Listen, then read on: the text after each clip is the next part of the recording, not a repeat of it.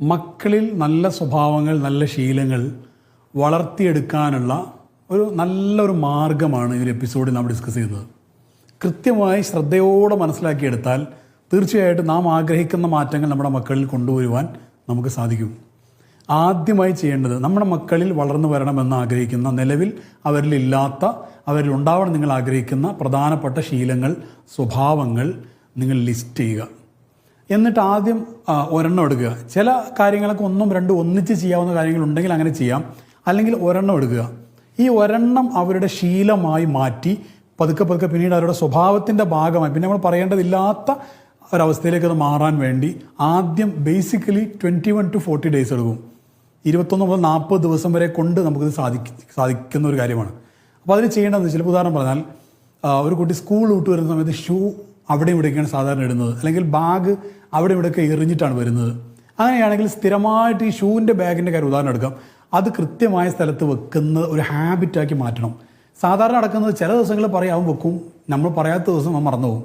ചില ദിവസങ്ങൾ അറിയാതെ അവൻ വെച്ചൊന്നും വരാം കറക്റ്റ്, ബാക്കി ദിവസം മറന്നു പോകും. ഇത് വല്ലപ്പോഴുമാണ്.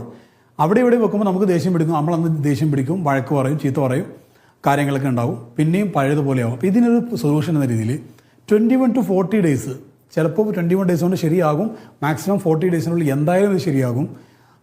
ഓരോ ദിവസവും ഇവൻ ആ കാര്യം ചെയ്യേണ്ട കറക്റ്റ് സമയത്ത് വളരെ സോഫ്റ്റായ ശൈലിയിൽ നാം അവനെ ബോധ്യപ്പെടുത്തും. മോനെ അവർ കാത്തിരിക്കുക, മോനെ ബാഗ് വെക്കുന്നുണ്ടോ നോക്കുക, ഇല്ലെങ്കിൽ മോനെ ബാഗ് എവിടെയാണ് വെക്കേണ്ടത്, ബാഗ് ഞാൻ വെച്ചോളാം. അപ്പോൾ തന്നെ സ്നേഹത്തോടെ ഒരു ചുംബനം കൊടുക്കുക.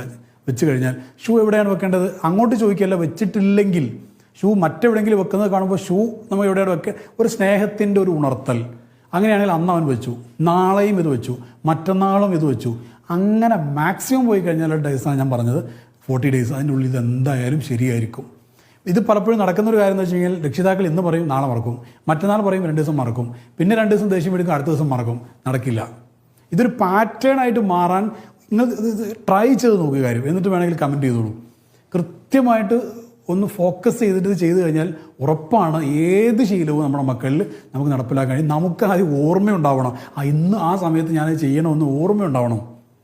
അത് കറക്റ്റ് ആണെങ്കിൽ എന്തായാലും നടക്കും. പിന്നെ ഏതൊരു കാര്യവും റോങ് ആയ ശൈലിയിൽ, ഇപ്പോൾ ഷൂ ഒരു ദിവസം വെക്കുന്നിടത്ത് വെക്കുന്നില്ല, കഴിഞ്ഞ 8 ദിവസം തന്നോടത്തിലൂടെ പറഞ്ഞ് താനെവിടുത്തെ തനിക്കൊരു കാര്യം പറഞ്ഞാൽ മനസ്സിലാകുന്ന ഇങ്ങനെ കുറേ പറഞ്ഞു കഴിഞ്ഞാൽ, എത്ര നല്ല കാര്യമാണെങ്കിലും മോശം ശൈലിയിൽ പറഞ്ഞു കഴിഞ്ഞാൽ വർക്ക് ചെയ്യില്ല.